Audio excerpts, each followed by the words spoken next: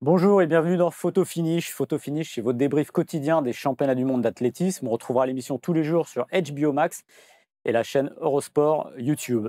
Pour m'accompagner, deux consultants de choc. Stéphane Carestan, la voix de l'athlé sur Eurosport, 31 ans sur Eurosport. Ouais. Et comme l'a dit Bertrand, un peu le maître Jedi. C'est ça. Et j'ai mon padawan avec moi aujourd'hui. 13 championnats du monde. Ouais, ça commence à faire.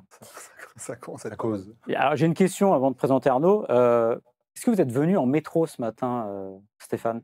Non, je suis voisin, je suis pas très loin d'ici, donc et c'était très bien parce que Parce deux qu'on avait, allers-retours on dans avait la une petite journée. image. Oh là, BNP, ça date de 85, entre 85 et 90. C'était quand je travaillais à la BNP, c'est mon premier emploi. Et j'ai fait des photos avec un photographe Gilbert Yount, D'accord. un photographe professionnel, en plein Paris, ouais, c'est souvenir. Ils ouvriez des comptes bancaires dans la rue alors? Voilà, exactement. D'accord. C'est magnifique, cette C'est un photo. dossier, hein. Non, c'est pas un dossier, elle est magnifique la photo. Ouais, super. Une autre époque. Bah, si c'est 85, c'est mon année de naissance. Donc, Bah voilà, voilà. c'était fait exprès. Hein. Bon, le petit nouveau, c'est Arnaud Assoumani. Bienvenue. Merci beaucoup. Merci pour C'est une nouvelle vie qui commence. nouvelle vie, ouais. Merci de m'accueillir. Et puis, effectivement, moi, je débute Ça commence en, comme en ça, Arnaud. consultant d'athlète. Alors. En tout cas, passionné depuis longtemps. Ça, On avait c'est des sûr. petites photos, mais on n'a pas de dossier. Donc c'est des C'est photos vrai. en action Bah, ça sur les, viendra, sur les j'imagine, sautoirs. les Voilà. dossiers. On va essayer de trouver ça, il n'y a pas de problème. On a passé une bonne première journée. Alors les photos, pardon, on a les photos. Voilà. Ah bah c'était à Tokyo justement ça. C'est pas la, ça fait un peu kung-fu aussi. Et c'est comment il s'appelle? L'athlète cubain qui a gagné, champion paralympique, qui a gagné 2 fois du coup parce qu'il a gagné à Paris aussi. Et ouais, on n'avait pas de public. Ah, c'est des belles photos. Non, mais c'est des photos dossiers ça aussi. Hein. Parce que regardez la grimace, le relâchement, Ouais, elle est on voit pas mal, que celle-là. le mec C'était n'était plus pas, décontracté quand même. n'était pas très détendu. C'est pas les meilleurs perfs, je pense. Tokyo, il n'y a pas de public. Cette fois, il y a du public. Il y en a eu dans le stade qui était a priori, j'ai l'impression qu'il était plein. On a passé une bonne première journée avec le nouveau sac de Krauser, la légende, au poids. Et on a fini sur un 4x400 mixte remporté par les États-Unis devant la Belgique, les Pays-Bas et la Belgique. Plutôt sympa cette première journée. Oui, une très très belle première journée. Ça a commencé par le 35 km marche hommes et femmes, avec des rebondissements chez les hommes, des drames même, j'ai envie de dire. Et puis chez les femmes, une Pérez au-dessus du lot qui a tué la course quand elle l'a voulu. Et puis là, cet après-midi, effectivement, un cruiser retrouvé, miraculé, j'ai même envie de dire. Et puis sur le 4x4 mixte, la logique a été respectée, même si les Néerlandais avait un argument à faire valoir avec la rentrée de Bolt, mais elle n'a pas pris de risque. Elle a peut-être assuré la deuxième place et surtout la suite de sa compétition. Donc c'est une belle première journée. Cette fois, elle n'est pas tombée. Elle n'est pas tombée Elle était tombée il y a 2 ans en finale. à Budapest.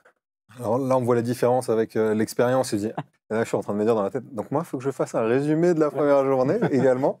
Non, c'est Des pas highlights. nécessaire. Non, j'ai vraiment l'impression, le vécu, est-ce qu'il y a c'est une- plus plu aujourd'hui. Ouais, c'est une magnifique première journée. Alors j'ai veillé, j'ai été solidaire. Bravo. J'étais à l'heure nippone. Ouais. Et donc pour voir et soutenir pour la marche Aurélien notamment, parce qu'Aurélien, il était là avec sa fille l'année dernière et avec sa chérie pour m'encourager dans le Stade de France. Et qui, voilà, après 2023, on a cru qu'il allait être, et il a cru qu'il Ouais. allait être champion du monde et disqualifié. Et là, une course incroyable, effectivement, il y a eu énormément de Le rebondissement. rebondissements, une dramaturgie. Ah ouais, pardon. C'est pas grave. Et moi, je suis juste impressionné quoi, par des épreuves de Nippon et puis le niveau vraiment dans lequel je ne pense que je ne connaîtrai jamais Ouais. ce niveau Et- de dépassement et de souffrance à un moment, parce que c'est vraiment Plus de souffrance. 30 degrés et humidité 70-80%, donc c'est terrible hein, pour le coup. Il y a des gens qui ne peuvent pas effectivement respirer dans ces conditions-là. Donc on a vu des gens en détresse respiratoire plus qu'en détresse physique. Hein. Donc c'est quand même des conditions très très difficiles. Mais on se souvient qu'à Tokyo, pour les Jeux de 2021, petit flashback, eh bien, ils avaient déplacé les épreuves Ouais. de marche et de marathon à une centaine de kilomètres de Tokyo pour essayer d'avoir un niveau d'humidité un peu moindre. Alors, on va pas revenir à 2020-2021, mais on va revenir à encore plus loin. Tokyo 91, 3e édition des championnats du monde. C'est, on peut le dire, la plus grande édition des mondiaux. Enfin, en tout cas, c'est mon avis, donc je le donne et je l'assume complètement. Et on a voulu vous montrer une petite image. Vous allez nous dire ce que ça représente pour vous, ça. 4e essai, Mike Powell. Oh là là, aïe, aïe, aïe, aïe, aïe. Vous étiez où le 30 août 1991? Moi, j'étais chez moi, je regardais je devais faire ces championnats parce que j'avais changé de discipline. et j'étais monté sur 400 M. Et à l'époque, je m'étais blessé début juin. Et j'ai pas eu la chance de prouver mon état de forme pour partir à Tokyo. Et donc j'ai regardé cette compétition. Et de mémoire, c'était un vendredi en début d'après-midi. Et c'était le concours du siècle, parce qu'il n'y aura jamais mieux. Un athlète hors norme qui fait le concours de sa vie et qui n'est pas champion du monde, parce qu'il y a cet homme-là, Mike Powell. 8,95 m, le saut du siècle, le record du monde tient toujours. Et il faut savoir que cet homme-là, celui qu'on voit à côté, Carl Lewis, lui, fait le concours de sa vie, puisqu'il va sauter en moyenne à 8,83 de moyenne, sachant que la dernière fois qu'on avait passé les 8,70 m en saut, c'était en 2009. Donc c'est assez fou. C'est surtout qu'il bat aussi le record du monde avec 8,91 m, mais avec trop de vent, 2,10 m ou 2,30 m. Voilà, 2,9 m, c'est ce saut. Et toi, Arnaud, t'étais où? Moi, j'étais chez moi avec mes parents aux Ulysses, et c'est le concours. Alors, les perfs, moi, je me rappelle absolument pas. C'est vraiment, je raconte souvent l'esthétique, le mouvement. Mais même pas l'émotion. J'avais 5 ans, j'allais avoir 6 ans, et c'est le. Enfin, j'ai dit, bah, quand je serai grand, je ferai les Jeux Olympiques sans savoir ce que c'était, comme, enfin, je sais pas, être n'importe quel astronaute ou n'importe quel rêve en fait d'enfant, totalement irrationnel. Donc on a fait le bon choix.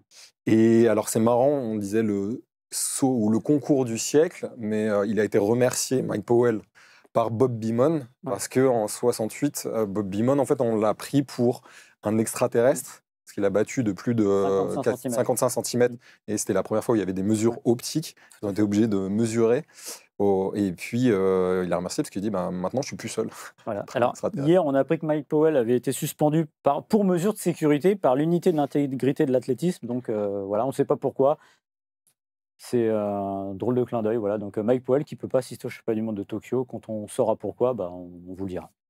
On va revenir quand même en 2025. On va parler de cette journée d'athlée qui a été plutôt sympa. Alors, ça a commencé un peu plus difficilement pour les Français et les Françaises, parce que Mélina Robert-Michon a terminé 15e des qualifs du disque, un jet à 61,24 m,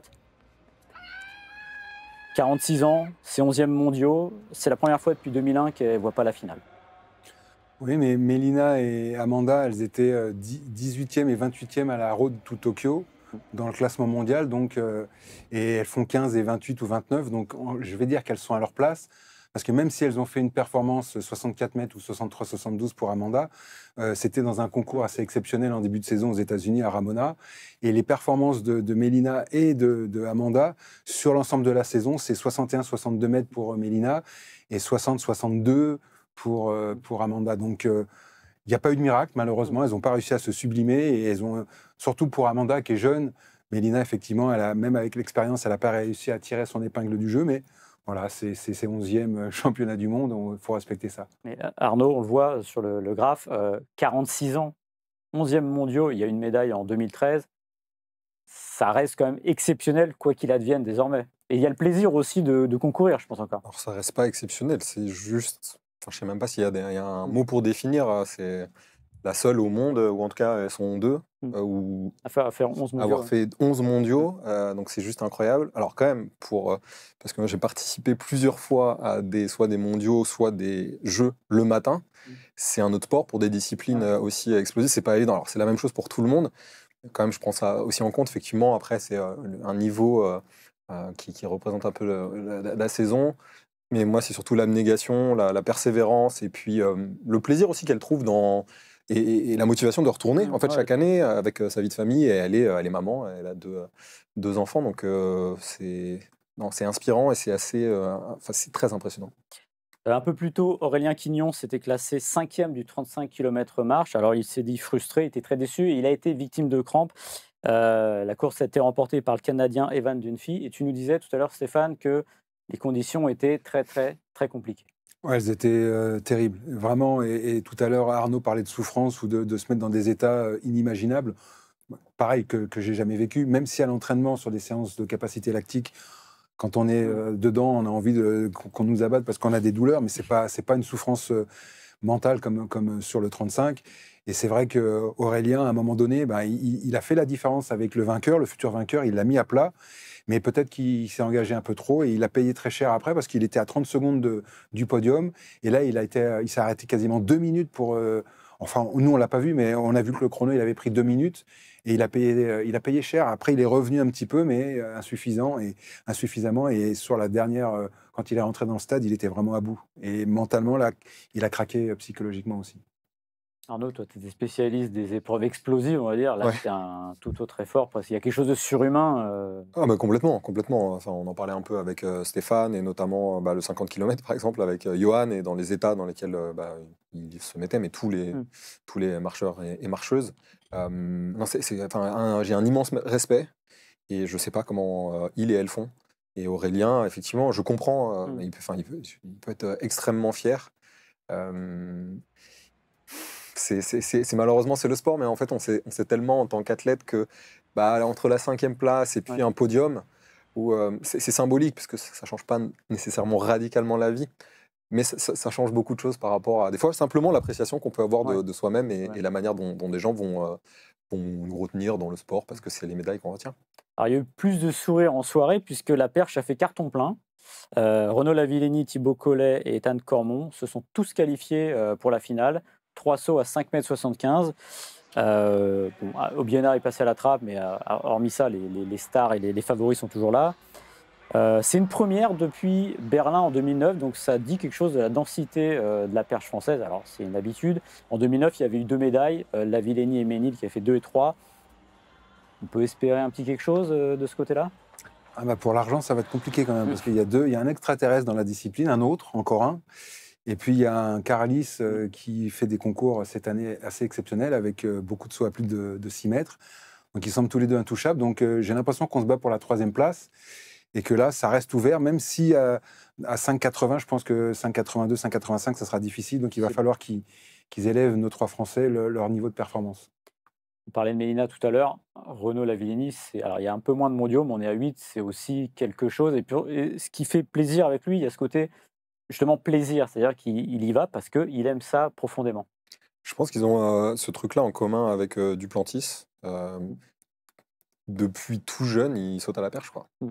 C'est Mm. vraiment, enfin, ils ont C'est un art appris de vivre. à marcher et Ouais. à percher, si on peut dire ça, en même temps. Ils ont un sautoir dans leur jardin, tous les Ouais. deux. Ouais, ouais, ouais. C'est pas le fruit du hasard. Hein. Donc, c'est vraiment, je pense qu'il y a peu d'athlètes comme ça où en fait la discipline prend autant de place dans leur vie. Et ce qui est inspirant et impressionnant, c'est que pendant très longtemps, il n'a pas eu de blessure quand même, Renaud. Et là, sur ces dernières années, forcément, c'était un peu plus compliqué. Ouais. Et là, c'est de revenir surtout. Donc, je pense qu'en termes d'émotion, de partage, il y a aussi d'humilité par rapport au corps, à la discipline, aux adversaires. C'est super. Donc, ravi en tout cas qu'il soit là et qu'il puisse partager son expérience pour porter les gars. Parce que pour moi, bien évidemment, il y a les perfs et tout ça, mais c'est un concours, il faut y aller. Thibaut, il sait très bien, il faut se détacher de l'enjeu, il faut jouer. Et à un moment, ouais, les gars, il faut y aller, c'est la compète. Le sautoir dans le jardin, toi, tu as des haies dans ton jardin? Des haies pour sauter, pas des... Ah non, non, j'ai pas de haie dans mon jardin. Non, non, non, il n'est pas assez grand. Pas de sautoir non plus? Pas de sautoir. Alors, il y a Greg Rutherford, par exemple, qui est un sautoir, un sautoir dans son jardin. Il y a aussi Jacobs, qui a une petite piste et un sautoir aussi chez lui. Non, j'ai pas de sautoir. Ok. Non. Et l'autre sourire de la soirée, c'est Hilary Pacha, 6,85 m, deuxième bond des qualifs. Ouais. Alors, elle a fait 7,02 cette année. Alors, évidemment, je vais vous demander à chaque fois, mais ça, c'est médaillable quand même. Ah bah pour moi, effectivement, c'est une grosse chance de médaille. On n'en a pas beaucoup. On a le 1500 mètres avec Asdin Abs, qui est numéro 1 mondial. On a juste Kouamouté, qui est 3e au bilan sur 110. Hilary, qui a fait 7 mètres. Elles sont 10 à plus de 6,90 quand même dans la saison. Mais là, elle a montré, effectivement, Arnaud en parlera encore mieux, que sur un saut moyen, elle sort à 6,85, 86 et elle est deuxième du concours, quoi. Donc, il y a de vraies chances on va la laisser, on ne va pas lui mettre de pression. On va creuser les doigts, mais moi, ça fait quelques années que j'arrête pas de dire que depuis qu'elle avait été championne d'Europe junior, il y a 2019 ou je sais pas, qu'elle avait un gros potentiel. Elle le fait une fois dans la saison, mais sans réitérer les performances. Là, elle est régulière. Elle a fait 3 podiums à plus de 6,80 en Diamond League. Elle fait les qualifs encore à 6,80. Donc, on sait que quand on a ce niveau de base, à un moment donné, on peut claquer une perf. Ça, c'est pour tout le monde. Quand la perf, elle sort d'un seul coup, c'est suspect. Mais quand on a cette régularité à un moment donné dans la saison, ce qui est le cas de Caralis, eh bien, à un moment donné, ça claque. Ouais, complètement. Là, je pense que, elle a des très gros sauts et au-delà de 7,02 m, franchement, assez largement dans les jambes. Il n'y a pas grand-chose à dire, en fait. Là, faut y aller, tout simplement. les automatismes sont là. Maintenant, il faut débrancher le cerveau et puis être dans. Ce que j'aime là, en fait, voir Hilary, c'est qu'elle est concentrée, mais elle est dedans, elle demande la claque. Tout le monde ne demande pas la claque pendant un concours de qualification. Hein. Ça peut être très piégeux, surtout par rapport au vent. On peut faire la claque et le vent, à un moment, se retrouve de face. Donc, c'est elle est en confiance, elle est bien et le saut n'est pas exceptionnel. Et ce qui est très intéressant, c'est que elle travaille aussi avec Cafétien Gomis, qui a beaucoup d'expérience. À un moment, cette sérénité-là, quand même, ça, au très haut niveau, ça change. Et ça se construit sur la saison. Encore une fois, elle a fait des podiums cette année. Alors c'est vrai que les Français ont dit ils ont du mal à performer dans les championnats, mais il n'y en a pas beaucoup qui sont invités en Diamond League. Et là, on rencontre les meilleurs. C'est vraiment l'élite de l'élite. Elle les a rencontrés plusieurs fois, même si dans ces concours, elles étaient pas toutes présentes, mais ça a nourri sa confiance. Et quand on parle de zénitude, de relâchement, eh ben, elle est dedans, elle est juste.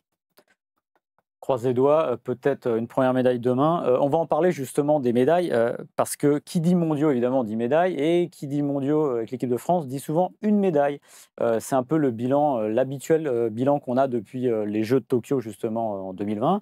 En gros, que ce soit à Tokyo, on a une médaille avec une meilleure, l'argent en décathlon. À Eugene, en 2022, Mayer, champion du monde du décathlon. Au mondiaux de Budapest, une médaille. Alors celle-là, elle est au tout dernier moment, le 4x400 en argent. Et évidemment, Sirena Samba Mayela, le 100 mètres haies, l'argent à Paris. Les deux dernières fois, c'était vraiment, on se disait, ça va faire 0. Et finalement, on a été rattrapé par le col là-dessus. Donc c'est vrai que c'est souvent léger. Alors l'athlétisme français n'a jamais habitué à avoir des dizaines de médailles. Le record, c'est 8. Et n'empêche que c'est peu. Alors je ne vais pas vous demander pourquoi, parce que je pense que c'est multiple, on en aurait pour des heures. Mais qu'est-ce qui ne va pas, tout simplement, dans l'approche peut-être des mondiaux ou des JO? C'est difficile à dire parce je pense qu'il y a plusieurs raisons. Là, j'en ai donné une, c'est la capacité à rentrer dans les meetings à haut niveau pour se confronter et s'habituer et démystifier un petit peu la haute perf. Ça peut être une des raisons. Je suis plus encore, Arnaud pourra en parler mieux que moi, mais j'ai l'impression que la charge d'entraînement aussi fait que les Français sont capables de claquer une perf. Mais dans un championnat, il faut la réitérer. Des fois, c'est série, pour les Français, c'est déjà la finale. La demi-finale, c'est une deuxième finale. Et après, c'est le coup d'éclat si on rentre en finale. Et là, sur la charge d'entraînement, les répétitions, eh bien, c'est peut-être là aussi que le bas blesse. Donc, il y a plusieurs raisons. Je ne sais pas si tu en as d'autres, Arnaud, mais je pense qu'en grattant là-dedans, on a déjà quelques explications. On va voir la délégation française. Il y a 73 athlètes. 73 athlètes. On en a 9 qui sont dans le top 8 au bilan 2025, donc on peut imaginer qu'eux sont au niveau pour aller chercher une médaille. Et seulement, évidemment, 2 médaillés mondiaux, dont Renaud Lavillenie, des médaillés mondiaux pardon, en individuel, puisque Mélina Robert-Michon a été éliminée. Est-ce que on est sur Arnaud, sur un groupe assez élargi? Parce que est-ce qu'il ne faudrait pas parfois élargir un peu plus? Parce que là, on peut être élitiste, pour dire faut que vous veniez goûter au haut niveau. Je pense notamment au sprint, qui a qu'un représentant. Alors, il y a déjà, nous, en athlétisme, on fonctionne avec des minima. Ouais. Depuis quelques années, avec le ranking, ça change les choses et permet aussi à des athlètes qui ne font pas les minima de se qualifier, ce qui n'aurait pas été envisageable avant, quand même, en termes de niveau. Il faut être performant pendant l'année. Il faut être performant. En fait, Stéphane en a parlé, c'est-à-dire la régularité. Ouais. On peut pas faire du haut niveau et être performant en face des meilleures nations et athlètes au monde si on n'est pas régulier à des top performances. Et pour ça, pour que ce soit constitutif en tout cas, c'est d'avoir des conditions d'entraînement. C'est un ensemble en fait, c'est un équilibre entre sa vie perso, sa vie pro, et la sérénité, et puis un certain professionnalisme, mais je veux dire global. C'est-à-dire comment les athlètes sont accompagnés, mais comment les staffs aussi permettent d'être là, de pouvoir centraliser, parce que la manière dont on s'entraîne aujourd'hui, c'est pas la même qu'il y a 10 ans, c'est pas la même qu'il y a 20 ans. Et donc, ça demande aussi de centraliser, ça demande aussi d'autres réflexions, de travailler. Et en fait, j'ai envie de dire, c'est tout le monde qui doit élever d'un niveau. Et donc, quand on observe certaines nations qui, à notre différence, font de paris réellement et mettent un très gros investissement sur quelques sports, on se dit, mais on ne comprend pas et tout ça. Oui, mais en fait, ça paye. Si on compare nos niveaux de vie et niveau d'entraînement au quotidien, c'est pas l'entraînement lui-même, c'est pas les compétences des coachs en eux-mêmes, c'est sur la régularité, c'est le suivi dans l'ensemble, entraînement, prévention, accompagnement santé, sérénité. Ça change beaucoup de choses. Donc, celles et ceux qu'on voit et qui sont plus sereins, alors il faut voir, il faut étudier un peu les différents équipes, comment ils ont réussi à les constituer. et de pouvoir transférer et apprendre de ça en termes d'expérience, parce que ça fait gagner du temps pour les jeunes générations.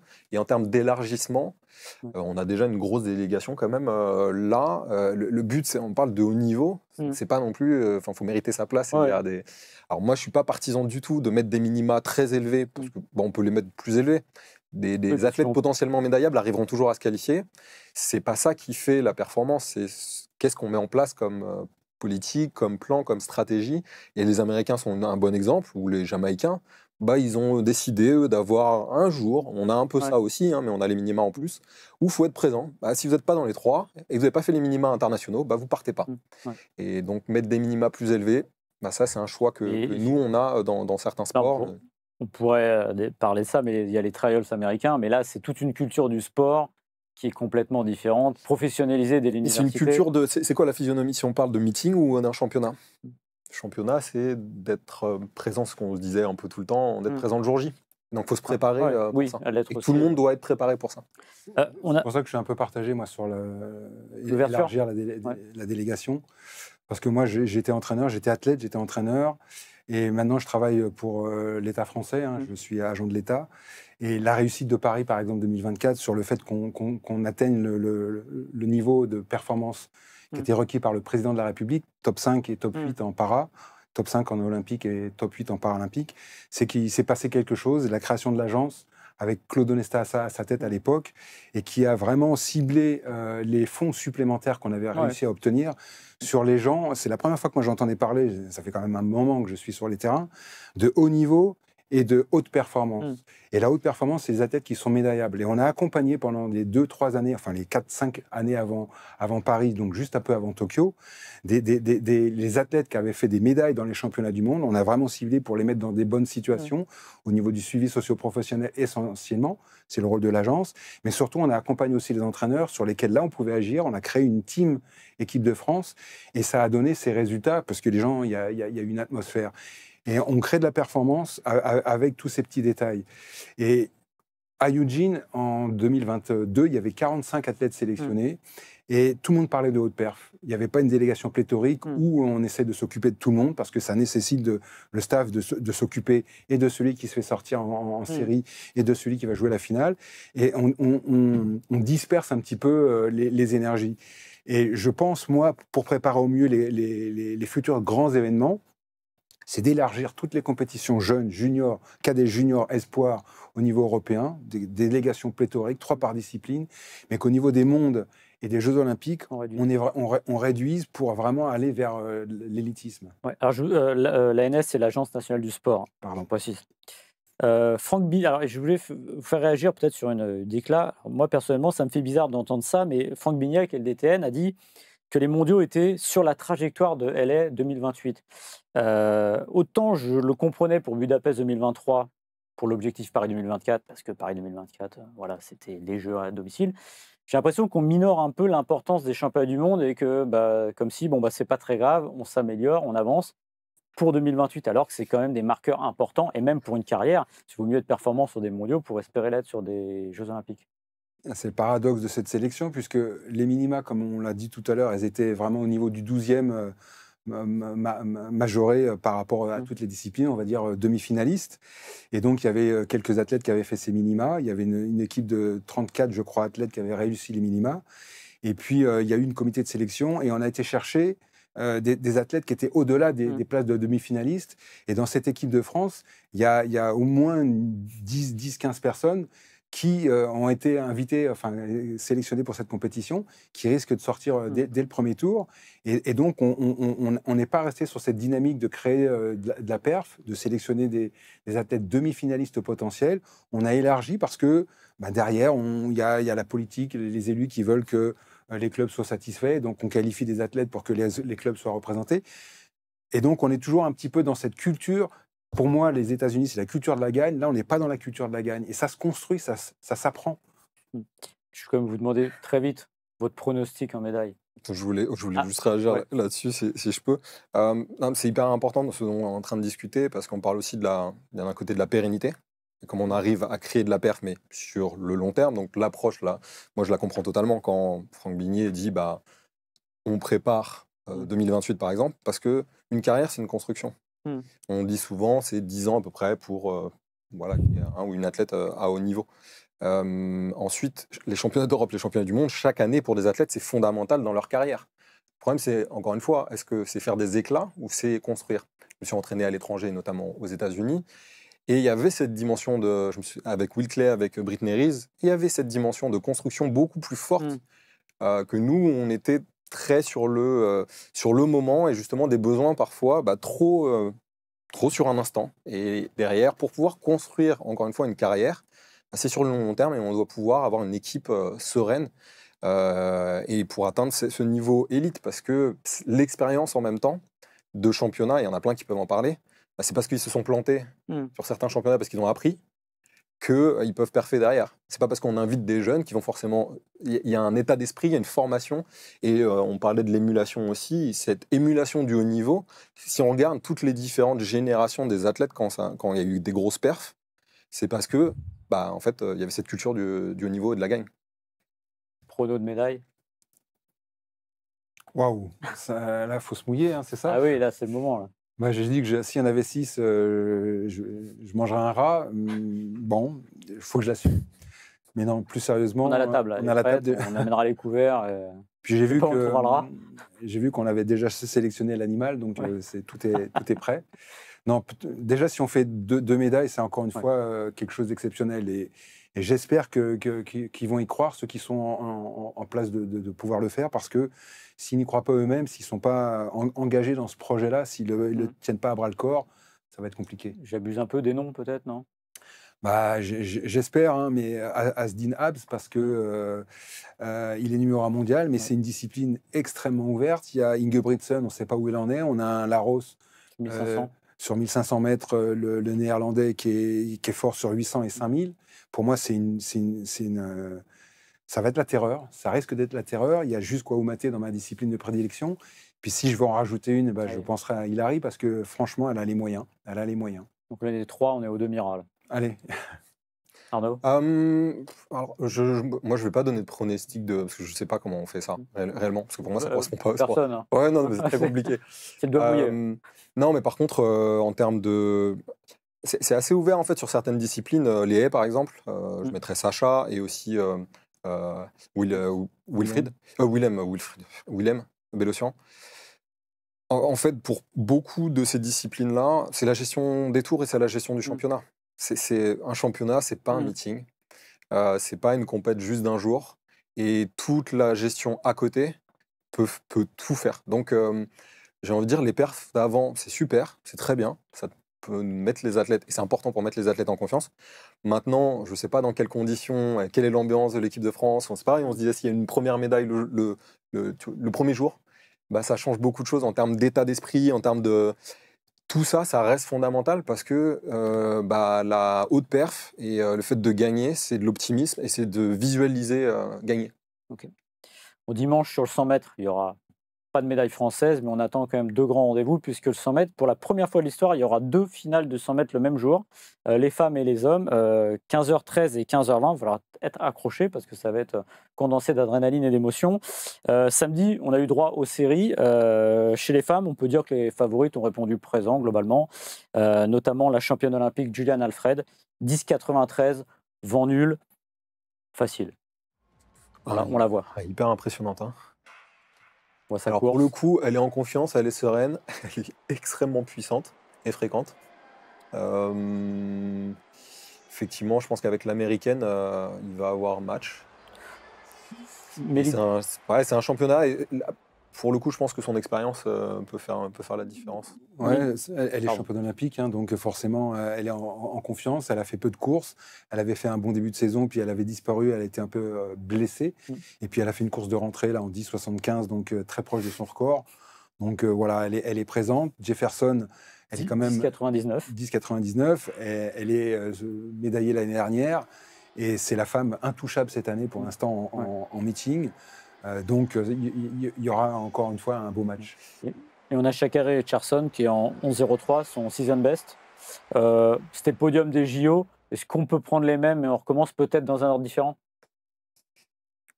Non, je pense peut-être dans un ordre différent, mais honnêtement, si Sha'Carri Richardson monte sur le podium, là, encore une fois, ça serait une grosse cote.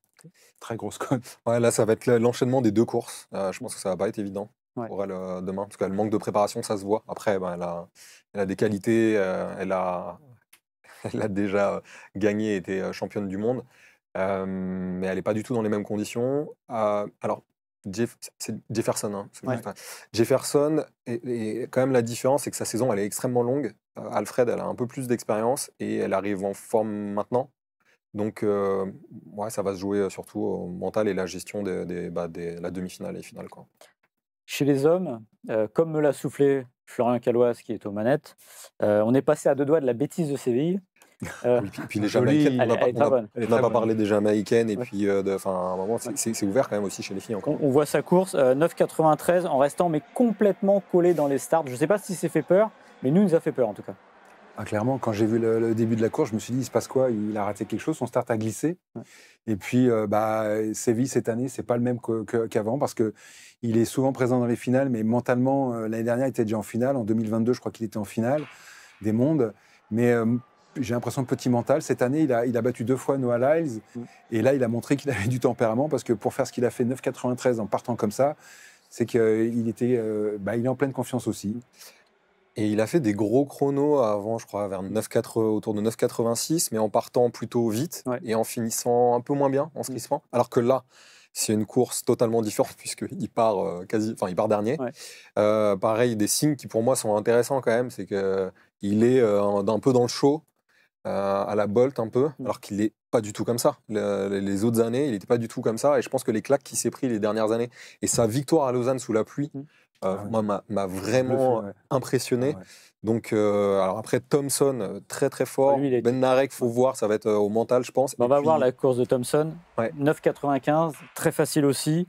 Lui, il a déroulé. Et Noah Lyles, ça fait le même chrono, mais c'est pas la même impression visuelle. Elle est favorable pour Shane Thompson, si on a une revanche à imaginer après les Jeux. Mais clairement, on le voit là, il coupe son effort, il sort très fort, mais moi, je l'avais mis vainqueur l'année dernière au jeu et ça s'est tenu à rien du tout. 5 millièmes. 5 millièmes. Et cette année, là, encore une fois, dans cette course, il sort, il est puissant, il est massif et il est vraiment imposant physiquement.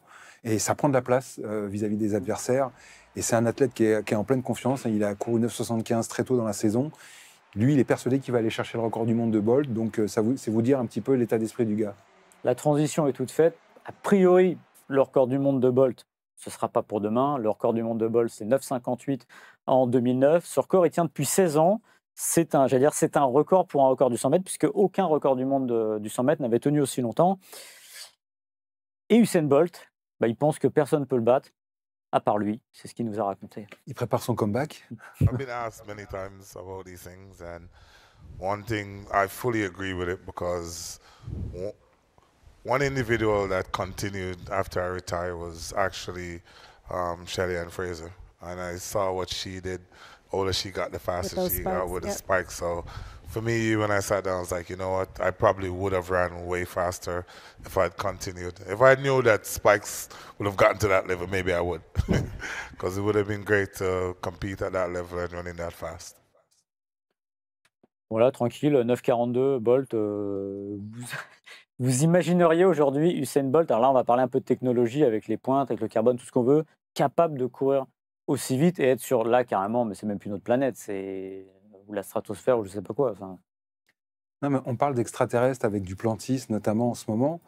Ce gars-là, quand il est arrivé en 2008, il avait battu le record du monde dans un meeting à New York juste avant les Jeux. Ouais.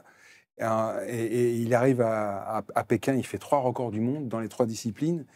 Et ça a été la révolution parce qu'on venait me voir à l'époque, on me disait mais comment c'est possible, qui sait, comment et avec cette taille d'1m96, on se disait mais il n'y a pas de sprinter de cette taille. Sauf que le gars, il a des qualités hors normes de vitesse gestuelle, d'explosivité.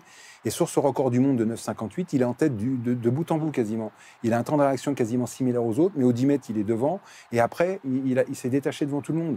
Donc il a fait une course extraordinaire. Et on ne peut pas imaginer qu'aujourd'hui, avec les nouvelles technologies, les fameuses pointes à lame de carbone, il n'aurait pas été plus vite. Maintenant, est-ce que sa foulée elle était adaptée à cette capacité que les chaussures ont de renvoi et de favoriser le relâchement? Il a déjà un tel relâchement naturel, il avait un pied exceptionnel. Donc oui, on peut imaginer 9,42, ça fait rêver, mais pourquoi pas? Arnaud? Ouais, 9,42, c'est un temps théorique, donc un peu fantasmé et la course parfaite. Donc c'est sûr qu'il aurait été plus vite. Sur la course, j'aurais été curieux quand même de voir s'il courait comme il l'a fait en finale de Berlin sur sa finale de Pékin. Mm. Euh, oui, il aurait été plus vite. Il a, comme Stéphane le dit, en termes de. C'est quelqu'un qui fait 1m96 et en termes de fréquence gestuelle, qui va avoir la fréquence de quelqu'un qui fait 1m85, 10 cm. Donc, en termes générationnels, je ne sais pas s'il a 1, 2, 3, 4, 5 générations d'avance, mais c'est juste exceptionnel à ce niveau-là. Après, moi, je pense que clairement, oui, les points, il les aurait supportés sans problème. Ouais. Tranquillement. Alors, lui, c'est un extraterrestre, 9,42, mais pourquoi les autres, ça fait 16 ans, c'est l'échelle de l'athlétisme, c'est incroyable, pourquoi on ne se rapproche pas des 9,58? Il n'y a même pas eu un 9,61, quelque chose comme ça. Pourquoi il n'y a pas, et avec la technologie, justement? Alors justement, parce que quand tu disais 2008, moi je ne l'ai pas découvert en 2008, Usain Bolt, j'ai découvert en 2002. En 2002, je ne connaissais pas du tout le handisport, et je fais mes premiers regroupements et stages France, jeune, je suis en cadet, et on regarde les championnats, alors c'était pas juste jamaïcain, comment il s'appelle, Carifta Games. Carifta Games, donc de tout j'allais dire l'océan Indien, de Caraïbes. toutes les Caraïbes. Ouais. Et je me souviens de sa perf. Bah, en fait, à ce moment-là, il aurait été champion de France sur 200 mètres. Alors qu'il avait 15 ans, quoi. Mm. Et juste, je me disais, bon, bah, ok, en fait, même sa perf qu'il faisait peut-être à 13 ans ou à 14 ans, jamais je ne ferais ça. Et énormément de sprinters, de très bons sprinters, ne feraient ça de leur vie. Donc, c'est juste ça, déjà. C'est la différence, quand même, en athlé, comme des sports où le corps est au centre de la performance. Et on est, merci aux ancêtres, et on est avec des spécificités. On a Good aujourd'hui, l'Australien, qui est juste incroyable également, mais c'est très rare. Mais les autres, quand même, que ce soit Lyle ou Thompson, ça va. On n'a pas de 9,60, des choses comme ça. Pourtant, eux, ils les ont, les chaussures. Oui, mais c'est la génération de Bolt, elle a disparu. Tyson Gay qui a couru Ouais. 9,69, Asafa Powell qui a couru 74. Ben, ils sont plus là. Et peut-être Thompson, là. On est sur une génération peut-être un peu moins forte. Voilà, des fois, c'est juste générationnel. Hein. Et encore une fois, des champions de cet acabit, on n'en a pas tous les ans. Hein.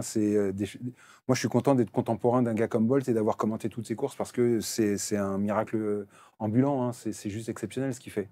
Quand on est un puriste de l'athlétisme, on se rend compte que il a amené le 100 mètres, qui est l'épreuve qui parle à tout le monde, l'homme le plus vite du monde, il l'a amené dans une autre dimension. Et même encore aujourd'hui, 16 ans après, c'est le seul à avoir gardé ce record du monde aussi longtemps. Je pensais pas avoir un jour de mon vivant le record du 200 mètres de Michael Johnson, le 19,32 à Atlanta. La vitesse à laquelle il sortait du virage. Je me suis dit, jamais je vais voir quelqu'un battre ce record, quoi. Donc quand Bolt l'a fait, en fait, on s'est dit non, en fait, il peut le battre, mais il peut même aller, oui, moins de 19, clairement. Pour moi, là, il avait vraiment du potentiel. Là où on voit Lyles, justement, sur tout son deuxième, la manière dont est géré le 200 mètres et vraiment couru le 200 mètres, Bolt, c'est un coureur de 200 mètres à la base qui a fait du 100 mètres. Mais on se dit, ah, là, il y avait encore plus de potentiel, en fait, d'amélioration sur un record qui est déjà stratosphérique. Si vous deviez mettre, je suis désolé, hein, on va faire du prono encore, si vous deviez mettre une pièce de main sur le vainqueur du 100 mètres masculin, plutôt Lyle, plutôt Thompson. Facile, hein. Moi, je miserais Thompson quand même, parce que il a raté le coche l'année dernière. Noah Lyles, l'avantage, comme Julien Alfred, il va avoir l'avantage de la fraîcheur. Sa blessure l'aura empêché de trop charger. On a du mal, quand on est athlète de haut niveau, à lever le pied. Le repos fait partie de l'entraînement. C'est toujours difficile de l'accepter. La blessure le contraint, donc... mais quand même, Thompson, moi, il me bluffe. C'est une machine, c'est un rouleau compresseur.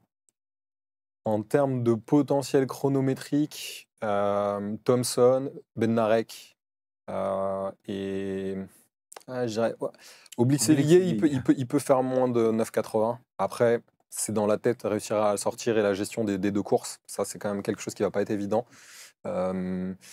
Thompson, il est en confiance. Je pense qu'il a clairement peur de personne. Bednarek, je pense qu'il est friable. Et ce qui s'est passé à Eugene entre Lyles et lui, même s'il a gagné avec un chrono hyper fort, encore énormément progressé cette année sur 100 mètres, c'est pas la même chose sur deux courses, demi-finale, finale et cette gestion-là. Donc là, c'est vraiment dans la tête. Donc je mettrais Thompson, mais Lyles, ça va dépendre de son départ, quoi. Okay. La même chose chez les filles. Alfred. Jefferson Wooden. J'ai envie de dire qu'il y a un petit peu plus d'inconnus là quand même si Alfred, encore une fois, a le bénéfice de la fraîcheur. Jefferson, elle a tout gagné en début de saison avec le Grand Slam Track. Elle a fait des chronos 75 avec vent, 73 derrière, réguliers. Et puis, c'est une pépite. C'est une pépite. Encore une fois, il faut apprécier ce qu'elle fait sur la piste. Un pied extraordinaire, une vélocité.